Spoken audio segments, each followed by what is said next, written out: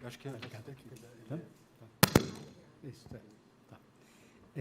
Bom, quero cumprimentar a vocês todos e agradecer pela atenção que vocês tiveram esse semestre com os meus textos e com as minhas estripulias, balbúrdia, né, que costuma se dizer, né? Então,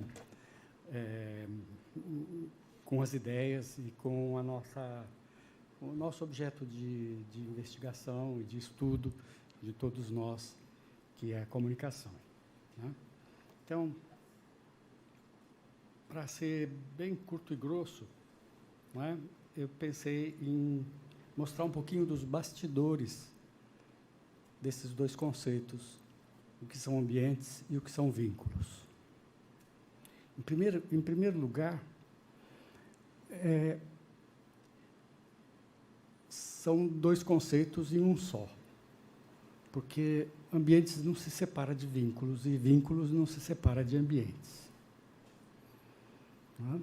Os vínculos geram os ambientes e são gerados pelos ambientes. E os ambientes geram os vínculos e são gerados pelos vínculos. Isso não dá para a gente escrever em tese. E não dá para a gente escrever em livro também, porque são coisas para a gente pensar com os nossos próprios botões, ou mais profundamente, com os nossos próprios intestinos. Digerir. Não é? E por que é tão difícil utilizar essa ferramenta, ou utilizar essas ferramentas dentro da ciência tradicional? Difícil porque, se a gente diz que ambiente gera vínculo e vínculo gera ambiente, não é um discurso racional. A gente tem que explicar, passo por passo, por quê e como que acontece e tal.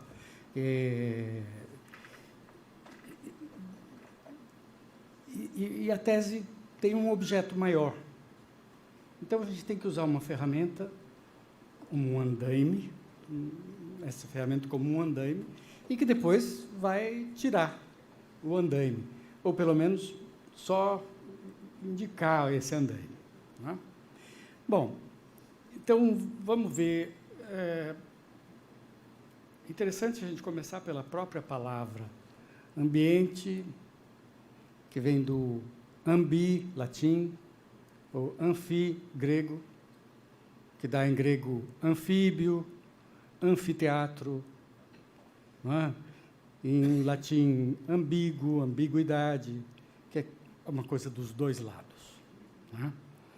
O ambos, em latim, acabou se restringindo muito para a duplicidade, os dois lados, ambos. Não é? Já em grego, o anfi também tem a ideia do dois, o anfíbio, por exemplo, que tem dois bios, né, dois tipos de vida, né? Mas o anfiteatro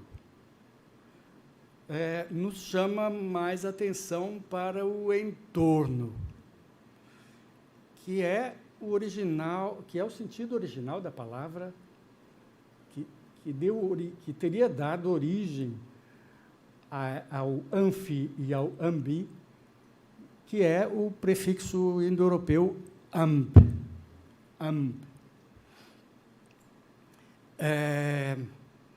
E que tem o significado de em volta de.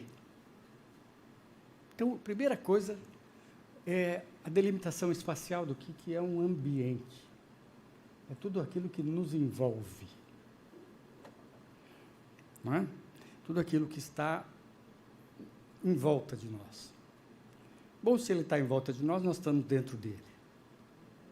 Então, nós somos parte dele. Aí já dança uma ferramenta do pensamento racional clássico, não é? Que não se separa o sujeito do objeto. A gente está, não é, lá no meio, a gente é parte dele. E aí, isso traz uma outra consequência para a gente pensar em ambiente. Primeiro, essa primeira consequência é espacial, mas a outra consequência é temporal. Significa que um ambiente possui uma história e uma projeção. Uma raiz e uma consequência, um futuro. E, evidentemente, neste processo existe aí um lugar em que a gente convenciona chamar de presente, mas que é um pedaço entre uma raiz, um arqué, um antigo, e um teleô, não é? Então, que seria o futuro. Então, falar em ambiente requer a gente pensar não apenas numa morfologia ou numa fisiologia de alguma coisa que está aqui, mas aquilo que está aqui é consequência de algo que esteve aqui ontem e é a causa de algo que vai acontecer aqui amanhã. Então, praticar uma ciência ecológica significa a gente estudar genealogias e teleologias. Não é? Ou seja, a gente estudar arqueologia e futurologia. Bom, e como estudar futurologia?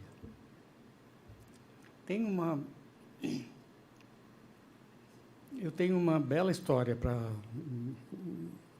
um caso pessoal para contar para vocês a respeito dessa futurologia. Quando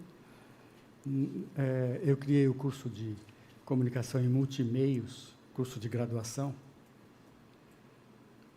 nós discutimos tal e estabelecemos que, ao lado de várias disciplinas específicas dos multimeios, imagem, televisão, etc., etc., etc., todos os meios especificamente, nós teríamos que introduzir uma disciplina teórica chamada futurologia, como disciplina para alunos de 17, 18 anos. E tínhamos que contratar um professor de futurologia que não existe. Não, pelo menos 20 anos atrás não existia. E candidataram-se vários filósofos, o que era muito interessante. E o filósofo pegou o segundo lugar, e quem pegou o primeiro lugar foi um economista. Um economista e que foi contratado. E ele começou a aula dizendo assim: ninguém consegue saber o futuro se não conhece muito bem o passado. Bom, é claro que antes de aprovar, de ser aprovado o curso, de abrir matrícula, etc., existe um longo trâmite na universidade, vocês sabem como é que é isso, não é? E no trâmite tem sempre aqueles que... tem sempre a oposição, não é? A voz do diabo, que é o outro lado, sempre. Não é? E aí, num dos pareceres que veio, futurologia é uma disciplina muito apreciada na Califórnia pelos astrólogos, quiromantes e não sei o que mais. Não é? E é evidente que era maldade, porque futurologia já era uma ciência. Não é? E dentro do próprio dicionário Aurélio já havia uma definição muito decente de futurologia. Bom, agora, como prospectar o futuro?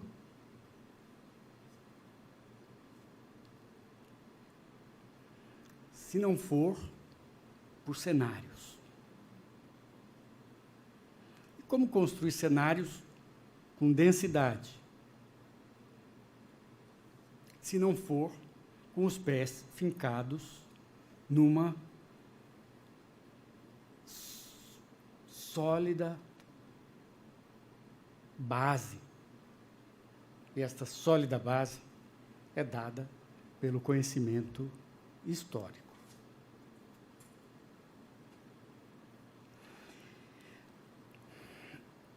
E o que é prospectar o futuro? Ou seja, o que é fazer cenários? É considerar hipóteses, as mais diversas hipóteses para, desde a hipótese mais otimista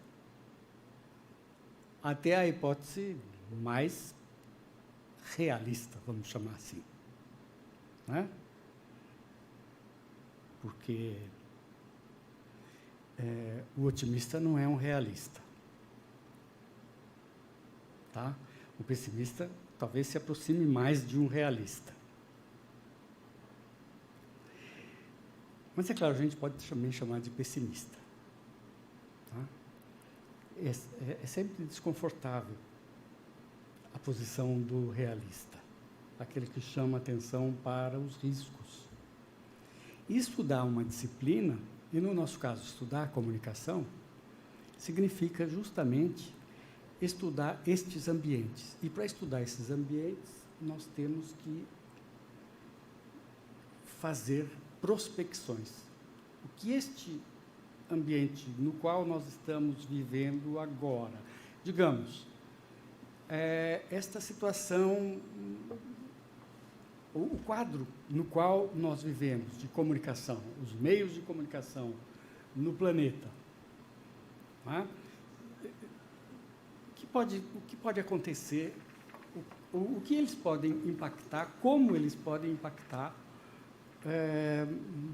o amanhã. Uma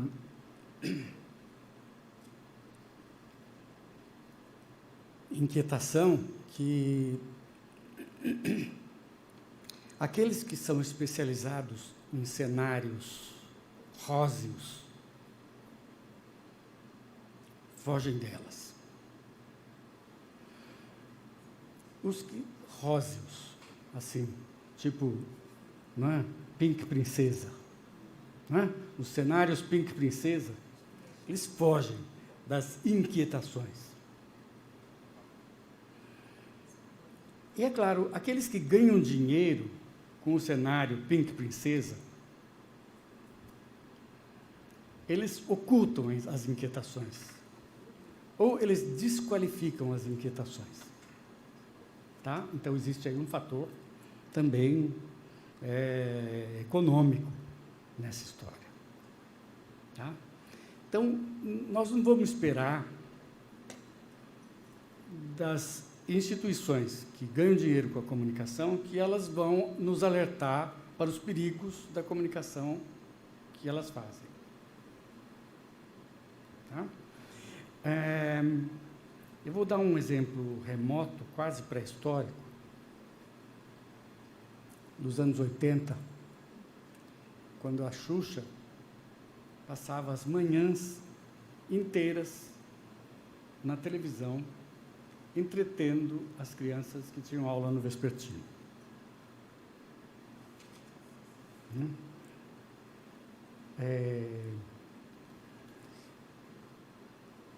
E a mídia não falava uma palavra sobre isso.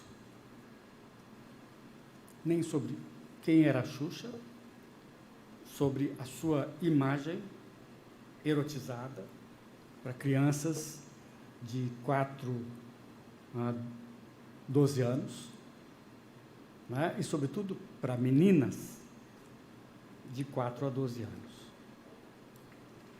Na Europa, eles já estavam escrevendo sobre esse assunto.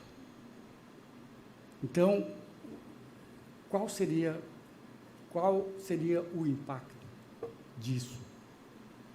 Não é? Então, a inquietação significa a gente acender o alerta e parar para pensar.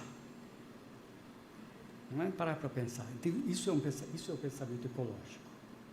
Isso é a gente pensar no ambiente. O ambiente nunca é simples. Não é? Nunca é simples. Ele é sempre complexo. É claro que há vantagens, há pontos positivos, há pontos positivos. Há riscos, há riscos. Onde estão os pontos possivelmente positivos, onde estão os riscos? Então, toda análise tem que vir apoiada numa densidade histórica. Qual era a densidade histórica de uma figura como Xuxa, por exemplo? Não foi à toa que eu usei o Pink Princesa. A romantização da figura da mulher. E a romantização da figura da mulher significa uma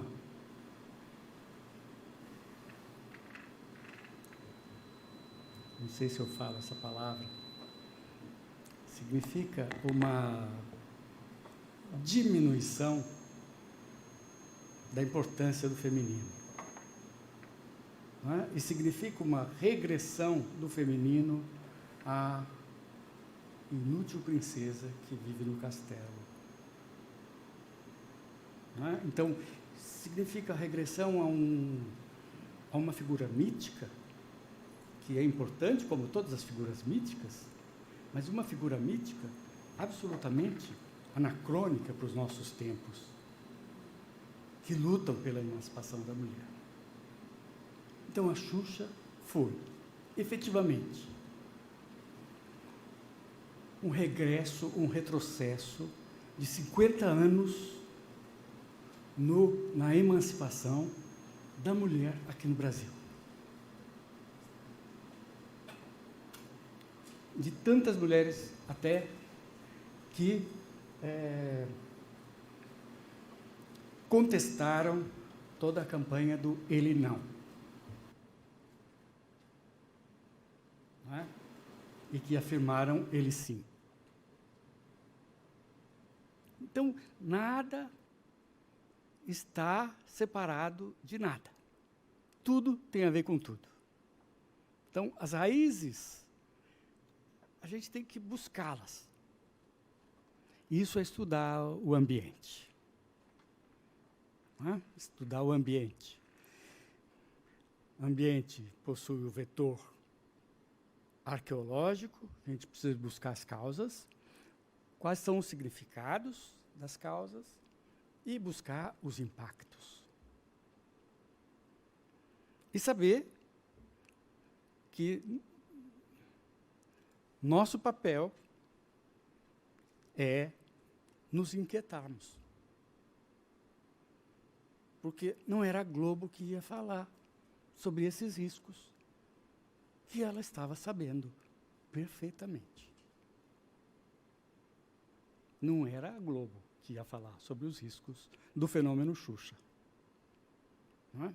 Na Europa, já tinha artigos, é claro, nos jornais de intelectuais e revistas especializadas, falando sobre o fenômeno Xuxa e a erotização precoce das meninas no Brasil. Claro, puxando aí para o erotismo, mas não para o retrocesso da autonomia do feminino. Não é? Que era coisa que as mães, na Europa, já falavam para as filhas.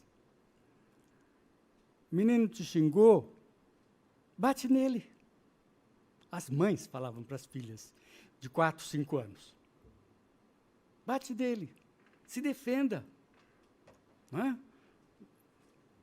Você é menina, mas menina também tem mão e pé para chutar e para bater. Vejam, que diferença, não é? Então, você não é princesa. Não é? Você é um ser potente, como menina. Bom, vamos para vínculos agora. Dentro da mesma perspectiva, de que precisamos entender o que é a genealogia de um vínculo. O vínculo é aquilo que forma os ambientes. Não é? O ambiente é formado de vínculos. Vínculo é um elo, é uma relação, é uma ligação. A palavra que vem do latim é um diminutivo, não é? Seria uma pequena algema, algo que prende uma coisa a outra. Então, como o ambiente é um conjunto de relações, cada relação a gente pode entender como um vínculo. E aí, portanto, como nós nos vinculamos, se eu estou dentro de um ambiente, com o espaço, com o tempo, com as outras pessoas que estão ali, com as ideias. Então, não são só pessoas. Não é? Portanto, a gente está dentro de uma cidade, a gente está completamente vinculado a essa cidade, no sentido de que a gente ajuda a fazer a cidade, ou a desfazer a cidade, e ela ajuda a nos fazer ou desfazer. Não é? Então, portanto, é uma relação, não é uma relação estática, não é uma fita que a gente amarra uma ponta na outra. É uma coisa viva e permanentemente trocando e se transformando. E a gente se transforma, mas também o outro lado ao qual a gente se vincula também transforma essa relação. E como é viva, precisa ser alimentada. Precisa ser alimentado. Como se alimenta? Ativando. Né? Praticando. Chamando. Né? Revivendo. Bom, aí, para a gente entender um pouco a complexidade do vínculo humano da comunicação, ou o vínculo da comunicação humana, a gente vai ter que lançar mão de outras ciências que estudam justamente o que é o humano, a começar a antropologia. É claro que nós com a nossa modesta pretensão de escrever um mestrado, um doutorado, ou um livro e tal, não dá para a gente estudar a antropologia toda, mas não dá para ignorar também o pensamento antropológico. Nós podemos selecionar determinadas coisas. Por exemplo, um antropólogo que fala do corpo, de repente, um antropólogo que fala sobre a Amazônia. Então, os nossos colegas da pós-graduação de Manaus, que tem pós-graduação que é sobre comunicação e Amazônia. Muito diferente da nossa comunicação aqui. Não é? Para começar, lá, de repente, para alguns lugares, a gente só vai de barco. Não é? E aí, você vai visitar um amigo e fala assim, vou te visitar. Quando? Ou semana que vem ou mês que vem. Não se sabe quando o barco vai chegar. Não é? Quando o barco vai sair, quando o barco vai chegar. Não é? Então, quer dizer, até o tempo já é diferente. No entanto, todo mundo já tem celular, inclusive nas aldeias de índios. Não é? E aí, o que acontece? Então, é um assunto interessantíssimo. Não é? O Eugênio conhece o nosso amigo Fábio, não é? Que foi coordenador de lá e que apresentou o trabalho, foi coordenador também aqui do GT da Compós, de Comunicação e Cultura, não é? Quando ele conta das experiências dele lá. Não é? E é claro que nós somos um corpo. E, portanto, esse corpo tem uma história. Ele tem uma longa história. Então, as nossas aptidões comunicativas também nascem daquilo que nós temos e nos é dado pela própria natureza. uma origem animal. E, portanto, faz sentido entendermos, para entendermos a comunicação humana, a gente também buscar elementos da filogênese da comunicação humana. Os nossos primos próximos, os outros primatas, como eles se comunicam? Né? Aí a gente descobre que os biólogos têm estudos sobre a sociabilidade de determinados primatas, como, por exemplo, a sociabilidade dos muriquis, que são o nosso macaco sul-americano e que está com sério risco de extinção. Não é? Muriqui, em língua indígena, significa povo da paz, ou povo que não briga, povo amigo. Não é? Então, eles têm uma sociabilidade extremamente dócil. Não são os machos que dominam a sociedade deles, as comunidades deles. São as fêmeas. Não é? E os muriquis se abraçam quando eles têm conflito. E, portanto, a comunicação deles central, em caso de tensão e conflito, é o abraço. Aí, olhando para os muriquis, a gente é obrigado a se olhar também no espelho e falar assim, e nós? Em que nos parecemos com os muriquis? Ou em que nos parecemos com o oposto dos muriquis, que seriam os babuínos? O babuíno escreveu, não leu, pau comeu. Não é? Se você não obedece, ninguém vem te abraçar, não. Te dá lá uma cacetada, não é? Mordida. E olha que uma mordida de babuíno não deve ser agradável. Não é? Então, as sociedades agonísticas e as sociedades hedônicas são vínculos de diferentes formas de vinculação para restaurar vínculos lesionados ou danificados, ou seja, conflitos. Não é? O que são conflitos? Quando surge um conflito, está havendo uma lesão nos vínculos, porque os vínculos estão feridos. Então, como reparar? Como curar esse conflito? Tá? Isso do ponto de vista da filogênese. Então, analisar um pouco o que acontece com os nossos primos. De onde vem a nossa gestualidade? De onde vem uma porção de coisas? Nossa agressividade. Tá? E também a ontogênese. A nossa ciência se esqueceu da história mais complexa e mais completa da comunicação humana. Então, ignorou, por exemplo, que todos nós já fomos criança um dia, que todos nós já fomos bebê um dia.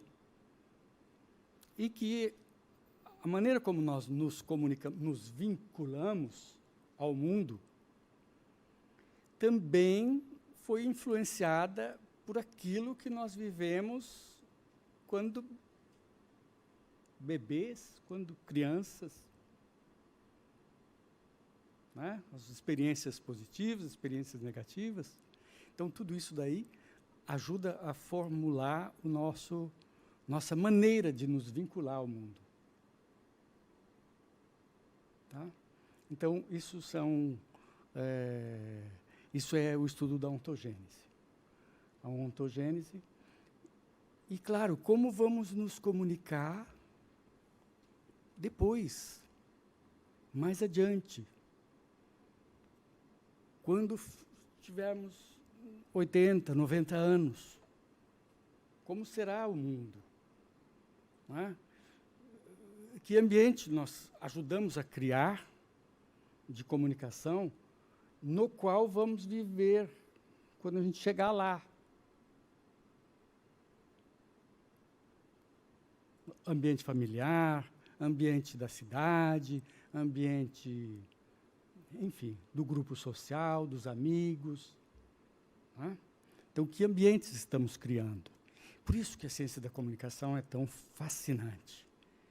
Ela é uma ciência da vida, no sentido de uma ciência que nos ajuda a entender como é que nós estamos construindo a nossa sociabilidade agora e, principalmente, a sociabilidade futura. Não é? Vamos dar um exemplo, assim, bem radical. Os pais que trabalham, os dois, 12 horas por dia, e que deixam os filhos, ou com babá ou com empregada, ou com a vizinha. Como serão cuidados esses pais quando eles estiverem inválidos pelos seus filhos? O que será que eles esperam? Né? Só para dar um exemplo assim bem trágico, né? Evidente que a gente tem que buscar soluções para criar ambientes mais amigáveis. Né? E não jogar para os filhos, é claro. Mas os amigos também. Né? Eu tenho um velho amigo alemão que trabalhava, engenheiro, trabalhava numa empresa, na Nixdorf, uma indústria de computadores. Pôde se aposentar precocemente, aos 68. Lá a coisa... Né? Nós chegamos lá, estamos chegando rapidinho lá. Né? E tinha feito um bom pé de meia. E falou, eu vou comprar uma fazenda e vou convidar todos os meus amigos de 68 e mais, a partir dos 60, para a gente formar uma comunidade. Os mais jovens vão cuidando dos mais velhos, os mais velhos vão morrendo, vão entrando mais jovens. E aí estabeleceu como regra, todo mundo não deixa a herança para os seus filhos, investe a herança na comunidade. Todos os bens. Você vai sair da cidade, você vai lá para a fazenda, na fazenda você vai ter a sua casa, né? E a fazenda vai ter dinheiro para pagar médico, enfermeira, não sei o que mais. Né? Vejam, é criação de ambiente. Não é? Não ficar dependendo jogando a responsabilidade dos filhos, que os filhos também têm que construir a sua própria vida. Eles próprios vão ter seus filhos e vão ter que cuidar dos filhos. Não é? Então, é um pensamento complexo, pensar em ambientes e vínculos. Acho que fico por aqui. Né, Alex? Ótimo. Obrigado. Agora vamos para as perguntas, né? Para as perguntas. Obrigado. Então, fala, Norval, eu acho que você conseguiu tocar em assuntos que a gente veio discutindo ao longo desses encontros, então foi ótimo, né?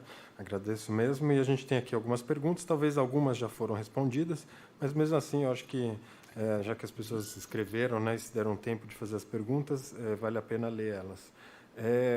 Só para saber o critério, né, da leitura. Primeiro, quem está presente, porque a gente privilegia a mídia primária aqui, e depois, por ordem de quem fez a pergunta. Tá? Então, isso vai ser o critério. Então, a primeira pergunta é da Mariana, e ela pergunta, gostaria de ouvir sua opinião sobre vínculos e redes sociais.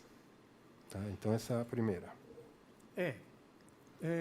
Claro, as redes sociais também constroem vínculos. Não tenha dúvida. Não é? Elas também constroem vínculos. E os vínculos, através de uma rede social, são específicos, diferentes de um vínculo que a gente tem aqui conversando entre nós. É diferente também de um vínculo que a gente tem no bar. Tomando aí uma caipirinha, que é diferente do vínculo da cerveja, que é diferente do vínculo do vinho. Então, tudo isso também é sujeito a modas e desmodas. De repente, a gente chega num grupo que está só tomando cerveja e a gente fala assim, não, eu quero vinho.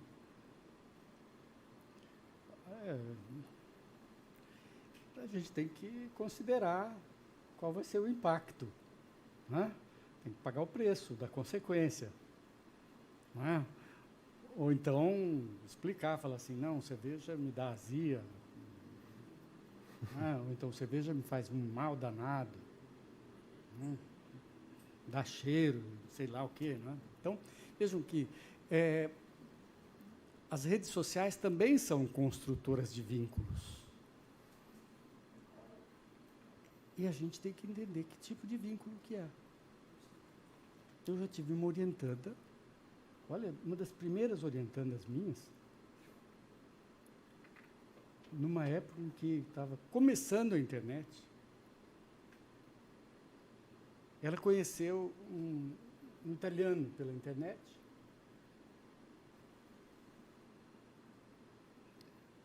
e foi para a Itália, e casou, e constituiu família. E hoje tem uma filha que já é adulta. Então, é mídia terciária que, de repente, gerou mídia primária. E mídia primária que se reproduz. Então, a gente também não pode ser moralista no sentido de que a comunicação de distância não existe. Ela existe. Ela está aí, e ela está ocupando espaço.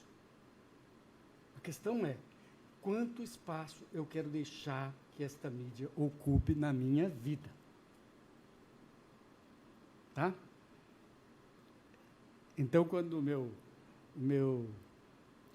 Facebook me faz um balanço, você, essa semana, usou tantas horas, esteve tantas horas no Facebook, já acende um alerta aqui e fala assim, opa, é isso que eu quero? É pouco? É muito? O que eu poderia ter feito nesse tempo? Então, é vínculo também. Tá? Assim como a comunicação escrita também constrói vínculo. Toda comunicação se constitui de vínculos. Então, a gente não pode dizer que é só o vínculo primário que vale. Já no Paleolítico, os caras mandavam mensagem de fumaça. Então, é comunicação de distância também. Tá? Cadê a Mariana? Está aí? Oi, Mariana. Tudo bem? Respondeu? Tá. Então tá bom, vamos para a próxima. Aqui a Vanessa está aí? A Vanessa está ótimo. Então a Vanessa faz uma pergunta assim. Etimologicamente, conseguimos explicar alguns sentidos das palavras, porém elas aderem novos significados em contextos diferentes. De que maneira podemos desenvolver pesquisas sem fundamentar os conceitos que adotamos? Não sei se ficou claro. Não dá, Vanessa. Não dá. A gente tem que fundamentar. Fundamentar significa ir lá escavar a origem. De onde vem? De onde vem?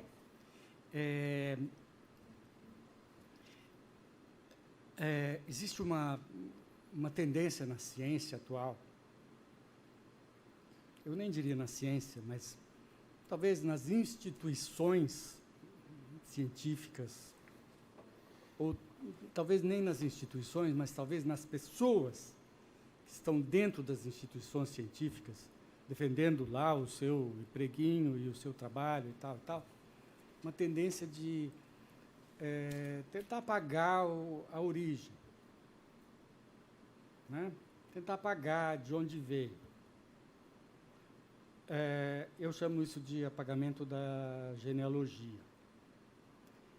E o Camper chamava isso de... Eles que desenhavam, pintavam para provocar a sensação de beleza e estimular o senso de fruição estética, tá?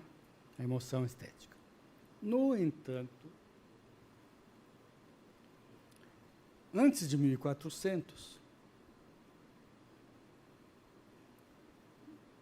não existia isso. Ou muito raramente existia isso. Onde estavam as imagens? Estavam nos templos, nas igrejas. Então, qual era a função da imagem? A função era criar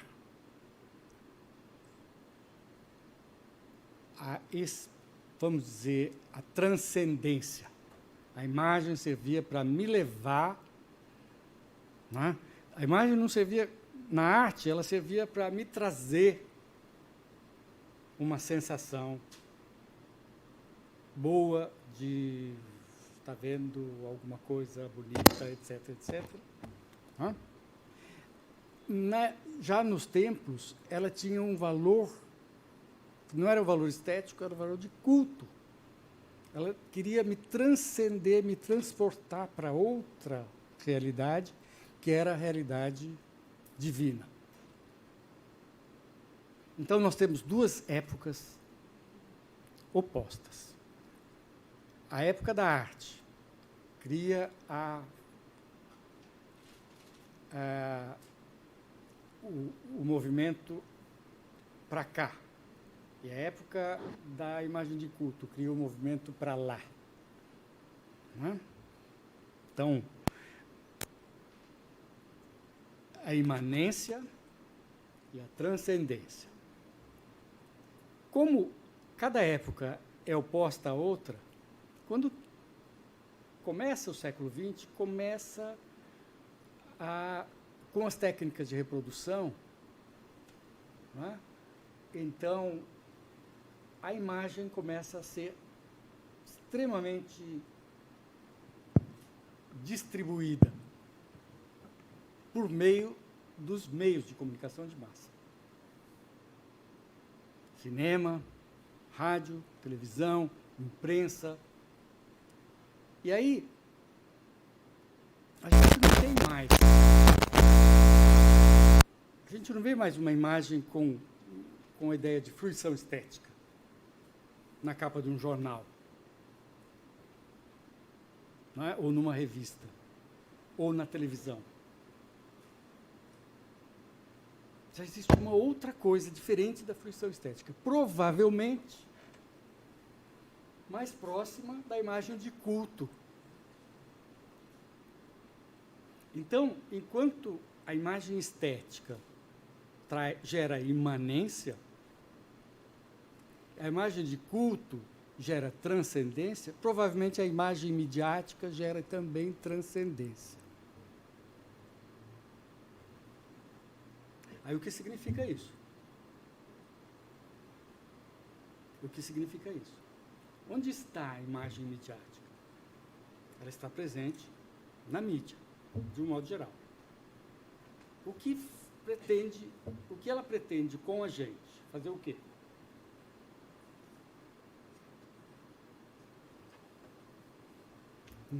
Diga, Roberto. Nos capturar para quê? Vai nos levar aonde? Se é transcendência, ela vai nos levar para algum lugar. Para que lugar ela quer nos levar?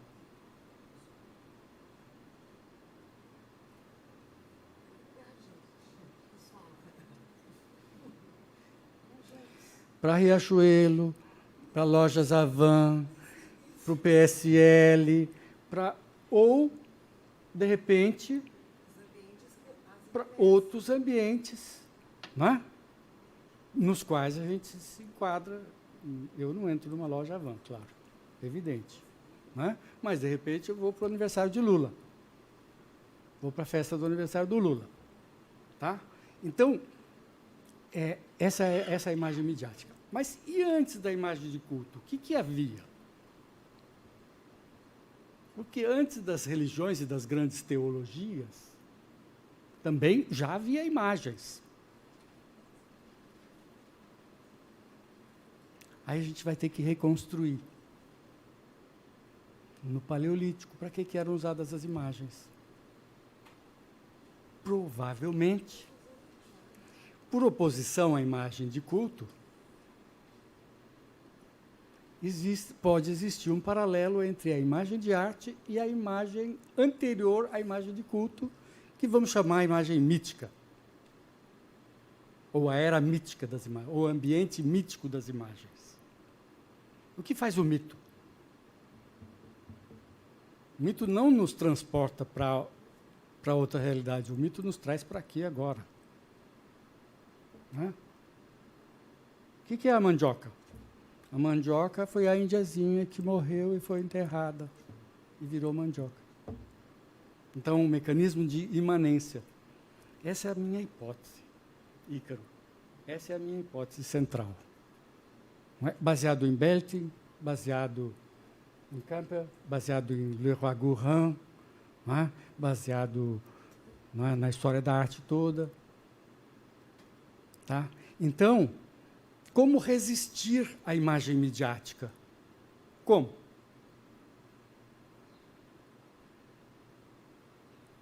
Quando a gente entra em parafuso, em crise, vamos dizer assim, o que a gente deveria fazer? Ou o que a gente faz automaticamente?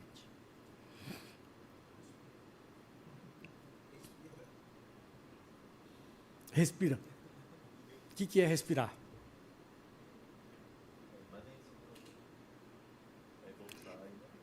É voltar. É regredir ao corpo. Então, já disse Freud, regressão é recurso terapêutico. Tá? Freud, está no Freud isso daí. Por isso que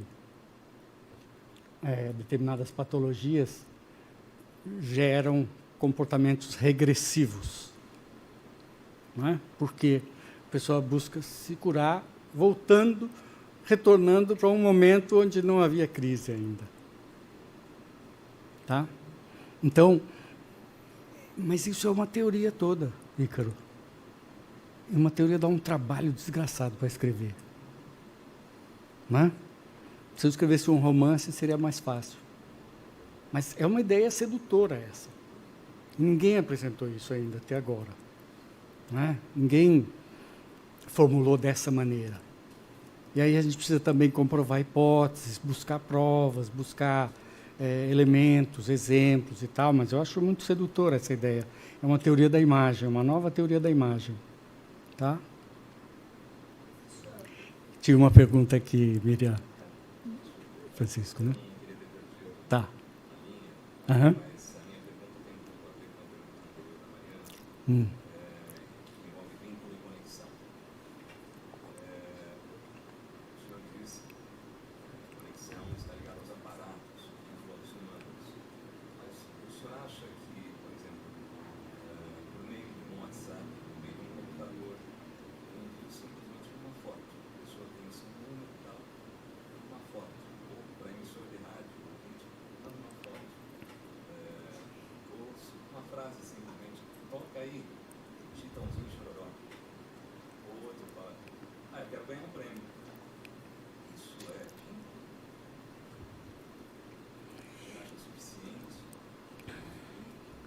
Depende de você. Porque o vínculo não depende só. Não é uma coisa assim que a gente joga e está lançada. A gente tem que jogar e alguém tem que pegar. Né? Depende de você. Você pode pegar e transformar isso num vínculo.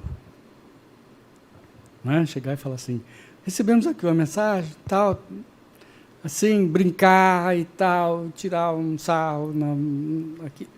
Você já criou um vínculo. Não é? Então, é uma coisa viva. E é uma coisa que está lá e está cá, como um ambiente. que nos envolve. Se você ficar bravo com essa mensagem, ela já criou um vínculo. E se você fica bravo e não responde, já criou um vínculo, de qualquer maneira. Ela mexeu com você. Todo vínculo mexe com a gente. Tá? Tá? Miriam? Você pergunta.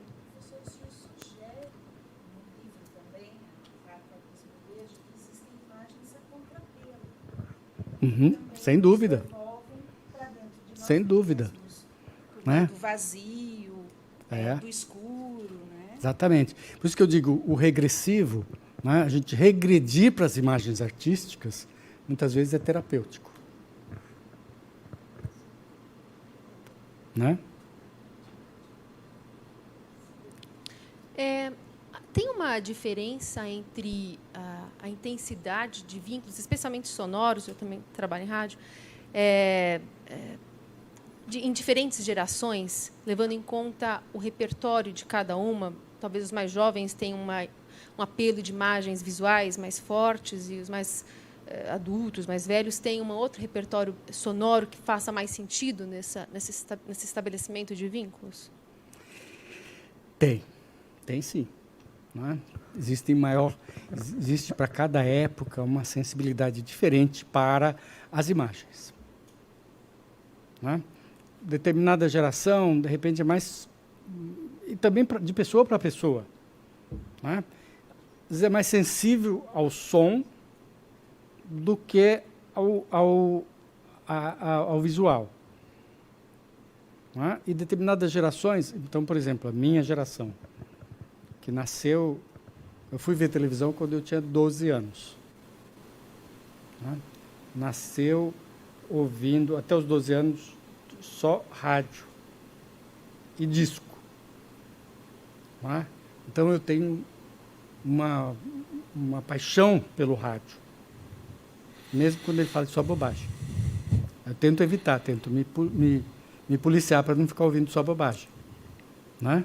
Mas, mesmo assim, não é? O rádio ele cria ambiência para mim. Quando eu acordo, eu preciso ouvir o rádio. E tem gente que quando acorda, precisa ler o jornal. A geração anterior, meu pai, por exemplo, era assim. Acordava, precisava ler o jornal. Né? E tem gente que acorda, precisa ouvir o galo. O galo cantar. Né? Eu tinha um colega, professor de jornalismo, que se ele acordasse e escutasse passarinho, ele entrava em pânico. Ele odiava passarinho. Ele tinha vindo do interior, veio para São Paulo, odiava passarinho, porque aquilo dava a ideia de que ele estava no meio do mato. Não é? Ele precisava ouvir o roncar do ônibus passando em frente da casa dele, do apartamento dele. Não é? Então, aí ele ficava feliz. Quando escutava o barulho do trânsito, ele ficava feliz. Tá? Oi. Diga, André. Norval, acho que é um complemento da resposta da pergunta da Carolina. Os jovens hoje em dia, os alunos universitários, eles gostam de podcast, eles sorriem para podcast, para o som do que ouvem ao podcast, têm paciência para ouvir 1 hora de podcast, meia hora, e não suportam ouvir 2 segundos de rádio com o pai no carro. O rádio, e recentemente, inclusive, num seminário sobre podcast feito pela Casper Libero, Mackenzie e a ECA, eu tive com muita dor que eu ouvi de uma apresentadora de podcast da CBN que depois do podcast o rádio respira aliviado. Quase que foi uma dor ouvir isso, né, no meu caso, aqui para todo mundo que trabalha em rádio. Por quê? O rádio raiz, o rádio tradicional, perdeu o bonde, não consegue vincular como o podcast vincula. Eu queria que você me falasse sobre isso. Por que o jovem gosta mais de podcast do que de rádio? Eu imagino a resposta, mas o que você acha? Fala a resposta que você imagina, André. Eu acho que o podcast consegue construir as narrativas sonoras, usar a linguagem corretamente que o rádio nunca usou. E se usou, use em um horário que ninguém ouve rádio. Mesmo na hora de sair de um horário nobre, não usa. As matérias especiais, as reportagens especiais são veiculadas em horários como domingo à noite, porque existe muita o que o podcast faz hoje, em termos de construção sonora, para contar uma simples narrativa, já existiu muito em rádio, com vários repórteres, inclusive está aqui uma, que é a Carolina Ercolim, que faz muito reportagem sobre isso. Então, a Carolina, a Vera Lúcia Fiordoliva, a Filomena Salemi, professora da Casper Libero, sempre fizeram podcast no sentido da construção sonora, é isso? Claro. Eu acho isso daí também, André. Então tá bom. Que bom você respondeu para mim. Oi.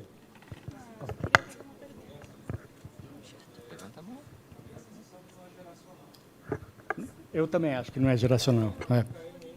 É.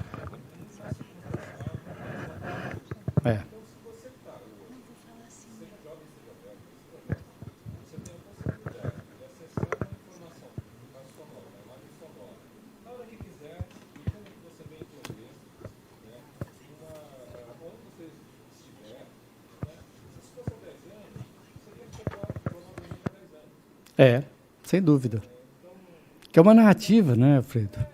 E também é a quebra de uma lógica da programação. É, Como quiser. claro. A lógica do Netflix da vida. Exatamente. Então, eu acho que assim, acho que a gente às vezes tem a tendência de jogar numa geração. Uhum. É um ambiente. É o ambiente. Porque existe uma narrativa. E as narrativas estão aí desde o Paleolítico, antes do Paleolítico. Né? Antes do Paleolítico. Quando o homem aprendeu a falar, aí ele começou a contar história. Né? Então, o podcast tem isso. Né? Nina. Ouvindo o senhor um pouco falar sobre a dor de barriga, eu acabei de sair da qualificação e também tive um pouco de dor de barriga nesse momento. E eu queria falar um pouco sobre colocar o dedo na ferida, porque digamos que o ambiente contemporâneo... Só um segundinho. Alô, eu não posso falar no momento, estou numa aula. Tá bom? Tá bom? Eu ligo em seguida. Ah, tá bom. Obrigado, viu? Sim. Uhum. Era uma emergência, mas eu tinha que avisar que eu não podia atender. Uhum. Então, nesse nosso ambiente contemporâneo, eu vejo algumas feridas comunicacionais muito peculiares. Não sei, não estou falando aqui somente de polarizações e de...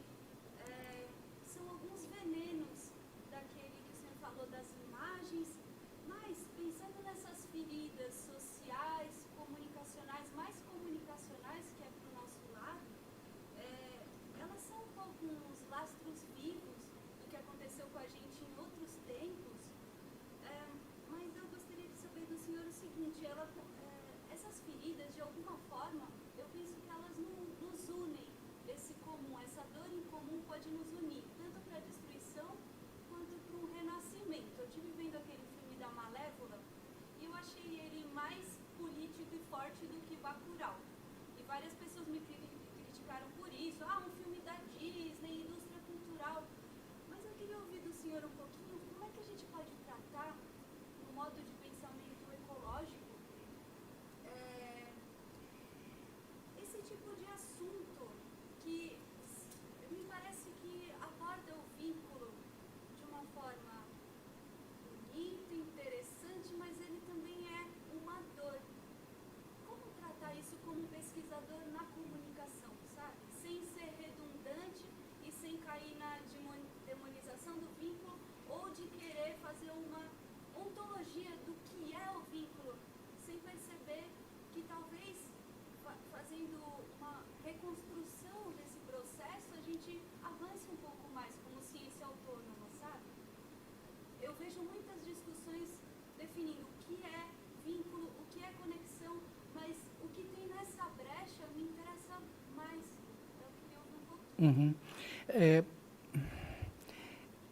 É interessante, é complexa essa questão, porque, claro, todos nós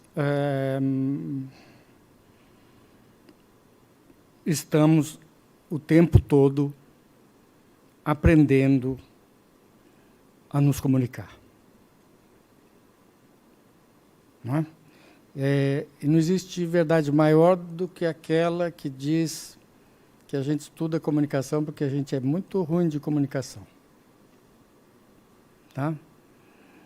Então, por isso, a ciência da comunicação ela não é singular, são ciências da comunicação. Então, toda doença de comunicação ou gera doença de sociabilidade, e que é doença de afeto, de construção de sociabilidade, ou é gerada por doença de construção de sociabilidade, já por um problema de afeto. Tá? Então, não existe a comunicação perfeita. Nem nunca vai existir. Primeira coisa. A segunda coisa, como a gente entender ou usar aí, entender o vínculo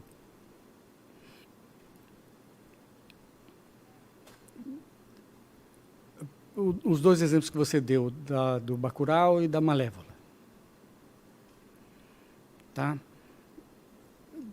Nós estamos trabalhando com tipos de narrativa. A Malévola trabalha com uma narrativa metafórica. E o Bacurau trabalha com uma narrativa metonímica. Tá? Para algumas pessoas, a Malévola pega mais. Para outras pessoas, o Bacurau pega mais. Tá? E aí, o que nós temos que entender? Nós temos que entender uma coisa. Uma das ciências importantíssimas, dentro da ciência da comunicação, é a ciência da cultura. São as ciências da cultura. Nós temos que entender o que é cultura. Porque se a cultura é uma segunda realidade, que nós criamos, que é um segundo ambiente, que nós criamos e vivemos dentro dele, portanto, ele nos cria também. Eu ajudo a criar uma cultura do meu tempo, mas a cultura do meu tempo me cria também. Tá? Então, um dos traços fundamentais da cultura é a ambivalência. Tudo vale a si mesmo e o seu oposto. Por quê? Porque é na relação que a gente atualiza se a ambivalência, se é positivo, se é negativo, se é bom, se é mal. Depende do outro. De repente você gosta da Malévola. Não é? De repente eu gosto do Bacurau. De repente. Tá? Mas, para a gente, como cientista, nós não podemos partir desse ponto de vista rígido e falar assim, não, a Malévola é melhor. Não, a gente tem que entender, são processos diferentes. Trabalhando mais com metáforas ou trabalhando mais com metonímias. Tá? Então, o conceito de ambivalência é fundamental para a cultura e, portanto, também é para a comunicação.